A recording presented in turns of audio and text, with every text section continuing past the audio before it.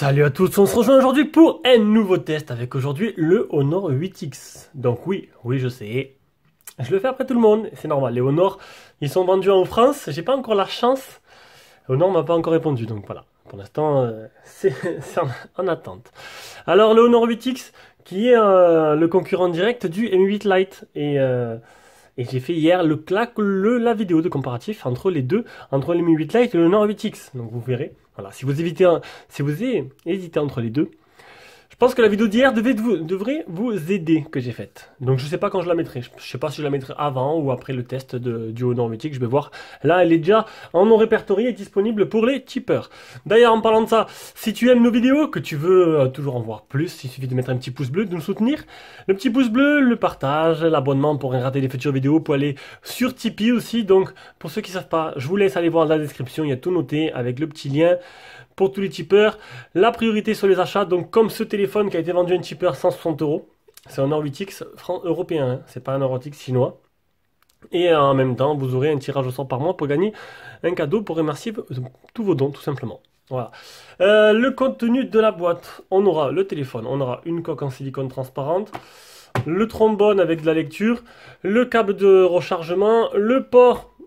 Le câble, le chargeur, alors c'est du 5 volts 2 ampères et des petits écouteurs Honor, ce qui est très rare par les temps qui courent. Pour ceux que ça intéresse, j'ai mis des petits liens d'achat en dessous de la vidéo. Je sais plus ce que j'ai mis Amazon je crois et j'ai mis Rakuten. Voilà, il y a des bons prix là-dessus. Donc voilà, pour ceux qui veulent, c'est des liens sponsorisés bien sûr, hein, pour nous aider à une petite commission à toucher en plus. C'est toujours ça de prix. Les caractéristiques du téléphone, donc 76,6 de large sur 160,4 de long sur 7,8 mm d'épaisseur pour un poids total de 175 grammes. Il existe en noir, en bleu, en rouge, couleur lilas. Alors ça c'est marrant. Et il est fait de l'aluminium et de verre. L'écran devant, on a un écran de type IPS en 6,5 pouces de résolution 2340 x 1080. La surface totale de l'écran prend 84,68% de la surface totale du téléphone. Vous allez voir que les bords sont super fins et il est protégé par un Gorilla Glass 3. J'ai changé le petit fond d'écran pour vous montrer un peu l'optimisation très réussie de ce téléphone. Donc c'est un grand écran de 6,5 pouces mais avec des bords super fins. Donc on retrouve la petite encoche en haut qui prend pas trop de place, les bords qui sont ma foi pas trop épais non plus et le menton qui franchement je pense que c'est un des mentons les plus fins que j'ai pu voir actuellement sur un téléphone. Et ça, ben ça c'est plutôt bien. La conception, comme d'habitude, c'est du Honor. Hein. Tous les Honor se ressemblent. D'ailleurs, ils en sortent à l'appel, un peu comme Xiaomi fait. Je pense qu'en ce moment, la guerre, c'est Honor Xiaomi. Et Samsung, ils sont hors circuit. Samsung, avec leur modèle A, je pense que on n'entend pas trop parler. Et je pense que voilà, les marques du moment, c'est Honor et Xiaomi. Ça, c'est mon avis personnel. Après, les pros Samsung ne sont pas contents de ce que je dis, mais bon. Au-dessus, on a un appareil photo 16 mégapixels en 2.2 associé à du 2 mégas. Et on a une reconnaissance faciale qu'on va essayer de suite. Alors, reconnaissance faciale qui marche plutôt rapidement. Donc, je vais mettre mes doigts là. Hop, il y a tous mes doigts là pour vous montrer. Je lève, voilà, donc vous avez vu, à peine j'appuie, tac, ça déverrouille. Ben voilà, très bonne reconnaissance faciale, comme sur tous les Honor, j'ai envie de dire. En dessous, on a un petit, le problème, on a un micro USB, voilà, pas de type C, ce qui est bien dommage. Honnêtement, on arrive à un moment où le type C devrait se démocratiser, être sur tous les téléphones, et ça c'est vraiment dommage. Xiaomi le fait, pourquoi Honor le fait pas? Je sais pas. Vivo le fait pas non plus, hein, on va dire, mais bon, Vivo, ça vend plus cher, c'est une autre histoire. Le haut-parleur, et du coup, on a le port jack qui est là, c'est plutôt sympa. Donc le téléphone, il est très joli. J'adore cette conception comme ça. Voilà. C'est exactement la même forme que le Mi 8 Lite. Bon, je pense que c'est plutôt Mi 8, c'est Xiaomi qui a copié là-dessus, mais qui a copié sur Honor, parce que bon, Xiaomi, généralement, c'est pas les palmes de la nouveauté. Sur le côté gauche, on aura le tiroir SIM. Petit tiroir SIM qu'on va ouvrir de suite. Le temps que je trouve. Hop. Donc dedans on y retrouvera même ma puce SFR tout simplement. Donc ce qui est pas mal, ça c'est plutôt bien, c'est pas assez répandu, c'est d'avoir double SIM plus carte SD. Ça c'est vraiment un avantage pour ceux qui veulent étendre la mémoire de stockage. Ce modèle là est un 464. Hein. On va le voir juste après. Côté droit, on aura les boutons power, bouton volume plus moins, et au-dessus on n'aura rien. À l'arrière, on a un effet plutôt joli avec cette coque là, avec double effet. Plutôt joli. On aura les petits objectifs photo qui ressortent légèrement de la coque arrière ainsi que le capteur d'empreinte tout simplement. D'ailleurs, en parlant de l'appareil photo arrière, c'est du 20 mégapixels en ouverture 1.8 associé à du 2 mégapixels. Le tout est animé par un Kirin 710 associé à un Mali G51 pour la partie graphique. C'est du modèle 464, il existe en 628 aussi. 3750 c'est pour la batterie et le Bluetooth seulement 4.2 j'ai envie de dire et pour les bandes 4G. Pas de B28, c'est dommage pour ceux qui ont Free et c'est une 4G de catégorie 12. Donc on peut voir que le téléphone, voilà, on peut voir que, comme j'ai fait le comparatif hier, comparé au Mi 8 Lite, il a beaucoup de différences en fait. Il y a beaucoup de choses qui sont voilà, en dessous de ce que peut proposer Xiaomi de son côté. Vite survoler l'écran. Donc l'écran, rien à dire, très réactif, très beau, 6,5 pouces, c'est voilà, c'est parfait, il n'y a rien à dire. Donc les photos non, je dis n'importe quoi, les photos ce sera pour plus tard. Donc la réactivité de la dalle est très bonne. L'encoche gêne pas, il y a toutes les notifications qui vont se mettre juste à côté de l'encoche, voilà. Contrairement au Mi 8. Donc là, pas le Lite, le Mi 8 normal où il y a une grosse encoche, du coup on n'a pas les notifications juste à côté. Donc là non, l'écran il est très très joli, très réactif et très super bien optimisé. Donc là-dessus, rien à dire, c'est une vraie réussite. C'est la partie logicielle, on va commencer par les capteurs, donc l'accéléromètre, le gyroscope, le champ magnétique, la boussole, le capteur de lumière, le capteur de proximité qui marche très bien, ainsi que le capteur d'empreinte qui est très rapide. Bon, le téléphone, il est assez imposant, il est assez gros, et franchement, c'est dommage, enfin c'est dommage. Il y en a qui vont aimer, moi, ça commence à faire gros quoi, 6,5 pouces, on va dans l'extrême, donc le OTG marche très bien, je vais tester en même temps, voilà, moi je suis plus, allez, 6,2 max. 6 pouces, pour moi, c'est le format parfait, un peu comme le Meizu 16. Mais là, 6,5, ça commence vraiment à être des smartphones de géants, même en ayant des grandes mains. Alors, c'est agréable, c'est sûr, mais c'est pas très pratique, suivant l'utilisation que vous en avez. À propos du téléphone, donc, on est sur une interface EMUI de chez Honor, de chez Huawei, c'est exactement la même. Version de MUI 8.2.0, version d'Android 8.1.0, toujours pas d'Android 9 dessus. Donc, tout simple, ce qui est bien, c'est qu'on peut choisir entre un tiroir d'application comme j'ai là ou tous les icônes sur la page principale. C'est rare que là c'est bien. Honor le fait et c'est plutôt pas mal. On va passer directement aux captures d'écran, voir un peu les spécificités du téléphone. Alors, wallpaper, capture d'écran, tac, on va tout en bas. Donc, le Geekbench batterie 4148, les deux Geekbench, voilà. Après, le Antutu 141 366. Le test de stress, ça va, il a pas trop chauffé, 30, 34, 35 degrés, ce qui est plutôt raisonnable hein, pour ce genre de téléphone. 10 touches pour le multitouche de l'écran, 6901 pour le PC Mark. Donc il y a une boutique de thèmes, tout simplement, vous pouvez modifier les thèmes, les icônes, la police d'écriture, etc. Ça c'est plutôt pas mal, c'est tout en ligne. Il y a une suite logicielle, nettoyage, gestion des flux de données, interception, batterie, bulle de notification, analyse, antivirus. MyCanal ainsi que Molotov, Netflix et tout marcheront très bien et en plus ils marcheront en HD parce qu'il est certifié LE. On verra ça juste après. Vitesse d'écriture et de lecture de la RAM et de la mémoire interne. Donc là on peut le voir, le L1, le OneVine de chez Google, L1. Ça c'est plutôt pas mal. Donc L3 c'est pas de HD, L1 il y a la HD. Donc ça c'est un nouveau truc, synchroniser la lecture de musique entre plusieurs téléphones via un réseau Wi-Fi pour en fait utiliser plusieurs téléphones pour faire un réseau pour avoir le même son sur tous les téléphones. Ça je connaissais pas, ça a l'air plutôt pas mal. Pour créer un effet sonore spatialisé. Bon, faut avoir une batterie de téléphone. Moi, j'ai ça, mais bon, autant utiliser une barre de son. Et le multi-room. L'analyseur, donc, la ROM est propre, aucun malware qui infecte la ROM. Résolution intelligente, c'est vous économisez de la batterie. Donc, ou vous mettez manuellement en 720p, ou vous laissez en 1080, ou vous laissez faire le logiciel tout seul, qui, suivant votre utilisation, change la résolution. Le confort des yeux pour vous reposer le soir à partir du soleil quand il se couche ou manuellement suivant les heures que vous avez mis.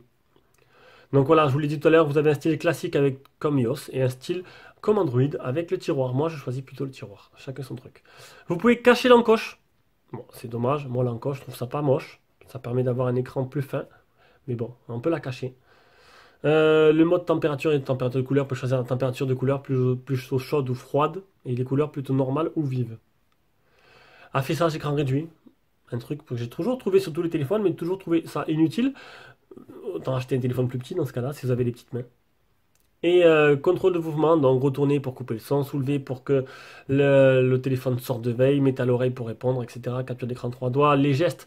Donc on peut faire la navigation par bouton, comme j'ai là, par geste, alors c'est exactement comme Xiaomi, ou par navigation unique avec un petit trait qui apparaît en dessous. Donc le geste est simple, hein, c'est des gestes sur l'écran comme tout le monde connaît. Le mode simple, pour ceux qui trouvent ça trop compliqué, pour les personnes âgées, ça permet d'avoir un truc tout simple, appeler et tout avec des grosses icônes. Donc ça on arrive à la batterie. Donc premier jour, j'ai utilisé 3 jours. Donc il y a 3 jours, le premier jour j'avais oublié de bien activer GSM. Donc du coup, alors premier jour j'ai utilisé le téléphone, on va regarder là. En 13h46, il me restait 56%. Où j'ai utilisé 56%. Non, il me restait 56%. 3h18 de téléphone allumé avec 16 minutes d'appel. Le deuxième jour, 35% utilisé en 13h26. 2h34 sur le téléphone et aucun appel. Et le dernier jour, hop, en 17h, il me restait 44%, 22 minutes d'appel et 4h25 sur le téléphone. Donc en gros, bon, 17h c'est une grosse journée, c'était de 5h à 23h. Je pense pas que vous faites ça en semaine. En gros, une journée normale c'est 14h, logiquement, donc ça devrait vous tuer. Donc en 14h, vous utilisez un peu moins de la moitié de la batterie. Donc c'est un téléphone qui peut vous durer, si vous le mettez en mode avion, 2 jours. Je pense 2 jours il est fait. Voilà. Vous montrer, il y a une petite LED de notification qui se retrouve juste là. Voilà. Bon là vous la voyez pas, c'est normal, j'ai pas branché là. Il y a bien la LED, j'ai pas branché le chargeur, mais il y a bien la LED de notification qui se retrouve dans l'encoche. Et on se retrouve parachuté sur PUBG. PUBG qui tourne en performance moyenne. Et j'ai rien à dire dessus, ça marche très bien. Tout tourne parfaitement, voilà, vous n'aurez pas de soucis à jouer à PUBG, c'est ce genre de téléphone. Et pour Fortnite, parce qu'on me demande souvent pour Fortnite, je sais pas, ce serait sur le Play Store, ce serait plus simple. Mais bon, je pense que voilà, Fortnite est compatible tous les téléphones maintenant. Et je pense que si PUBG tourne, Fortnite devrait tourner. On passe désormais à la partie photo, donc partie photo. On va aller voir déjà, hop. On a le mode ouverture, le mode cliché nocturne, le mode portrait, le mode photo, le mode vidéo et plus. Plus, il y aura mode pro, ralenti, panoramique, objectif avec filtre AR, light painting, HDR, timelapse, filtre, filigrane et télécharger d'autres modes. Donc on va se mettre en mode photo. Au-dessus, on a le mode dynamique, le flash auto ou pas, dans le mode dynamique, le mode ouverture, l'intelligence artificielle. Donc l'intelligence artificielle, c'est quoi? C'est le programme qui va analyser la scène, ce que vous voulez prendre en photo et que dès qu'il reconnaît ce que vous prenez en photo, il s'adapte. En fonction de ce qu'il a en mémoire en fait. En fonction de ce que Huawei a dit, voilà. Donc en gros, vous prenez la mer en photo, il se met en mode mer, en mode plage, et voilà. Et c'est la plage façon Huawei. Donc du coup, c'est de la plage jolie, mais pas réaliste. Voilà, donc en gros, ce que je voulais dire, c'est que même s'ils ont fait des efforts sur lui, sur l'Honor Play, c'était abusé. Même sur mon PV, heureusement, il y a une mise à jour. Sur lui, ça va. C'est un peu mieux niveau intelligence artificielle, même si les couleurs, c'est pas toujours naturel. Le problème, c'est que, comme je l'ai dit dans le comparatif, c'est que si vous voulez l'intelligence artificielle, vous pouvez ne mettre que le mode 4 tiers, 12 mégapixels. Et en fait, voilà, donc le mode AI, intelligence artificielle, ne marche qu'en 4 tiers. C'est dommage, avec un écran de 6,5 pouces, de ne pas pouvoir utiliser le plein potentiel de l'écran et avoir une belle photo plein écran avec l'intelligence artificielle intégrale, quoi. Ça, c'est vraiment dommage. Ça, c'est mon petit truc qui m'a un peu chagriné. C'était pareil sur Honor Play, je comprends pas trop, alors que tous les autres téléphones le font. Et pour la vidéo, on est sur on peut monter jusque on peut même pas, oh, ça c'est, ça je pensais qu'on allait pouvoir filmer en 4K, j'étais presque même sûr, non, on peut monter jusqu'en Full HD, 60 fps, ça c'est vraiment dommage aussi. Donc je vous mets désormais toutes les photos que j'ai prises, et on reviendra de suite comme d'hab avec la caméra selfie.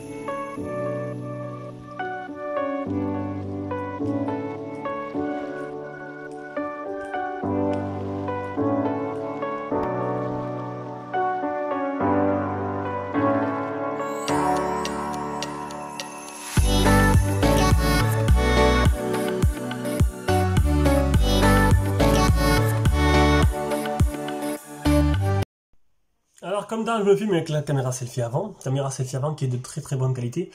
Et au niveau des photos, donc, ben écoutez, c'est mieux que l'Honor Play, ça c'est sûr, ils ont fait un petit pas en avant parce que l'Honor Play c'était vraiment pas exceptionnel. Mais voilà, c'est pas non plus, je sais pas, moi je préfère le M8 Lite, comme vous l'avez vu dans le comparatif. C'est pas dégueulasse, la qualité elle est pas trop mal, mais il y a encore de l'amélioration à faire. Voilà. Mais sinon, dans l'ensemble c'est plutôt correct. Allez, on passe à la partie audio, donc déjà le son communication est très bon, il n'y a rien à dire là-dessus, on va écouter le haut-parleur.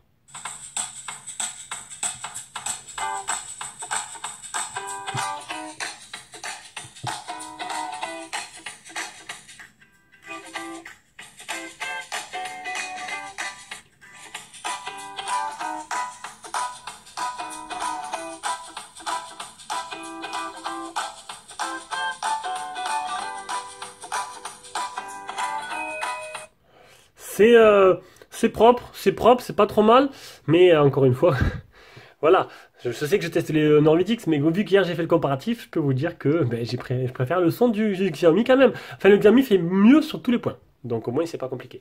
Voilà, on arrive à la partie réseau, donc la partie réseau, le Wi-Fi ça va, on est à 80%, ben, 4 barres sur 5, et pour les bandes 4G, je vous l'ai dit, il manque seulement la B28, donc du coup, vous n'aurez pas, pour ceux qui ont free, ben, ça va poser peut-être un peu de problème. À certains endroits, vous n'aurez peut-être pas la 4G s'il n'y a que des bandes B28, ce qui est vraiment très rare en soi. Et voilà, donc je vous laisse, donc c'est bon, je pense qu'on arrive à la conclusion. Conclusion de ce téléphone, c'est que je n'ai pas été super convaincu, ben, j'ai un choix à faire, c'est pas lui que je prends. Voilà, maintenant, c'est sûr que l'écran il est joli, c'est super bien optimisé, mais pas de type C, photo un peu en retrait par rapport à ce qui s'est fait ailleurs. Le mode 4 tiers seulement sur la photo intelligence artificielle, ça m'a un peu dérangé. Mais sinon, c'est un téléphone qui est pas mauvais, hein, mais voilà. On va dire que quand tu as testé autre chose de mieux, au même prix, voire moins cher, tu te dis merde, c'est dommage. Allez, je vous fais de gros bisous, on se revoit pour une prochaine vidéo qui sera le OnePlus 6T mercredi.